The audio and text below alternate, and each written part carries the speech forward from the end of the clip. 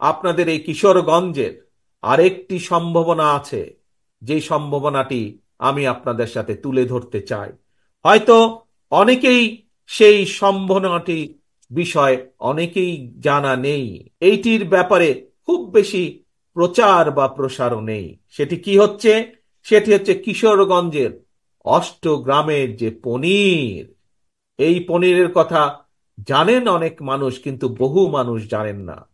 এই পনিরকে আমরা বিশ্বে পরিচিত করতে পারি এই পনিরের উৎপাদনের মাধ্যমে, যদি সঠিক সঠিক পরিকল্পনা গ্রহণ করা হয়, তাহলে বিশ্বের বুকে এই পনিরকে আমরা ছড়িয়ে দিতে পারি।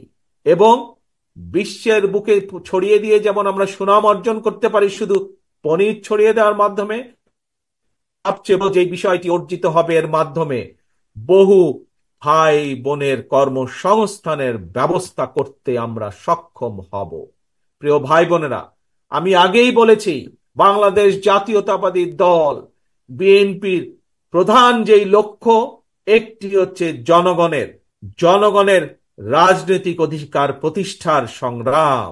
একই সাথে আরেকটি যে প্রধান লক্ষ্য, সেটি হচ্ছে জনগণের অর্থনৈতিক মুক্তি অর্জন।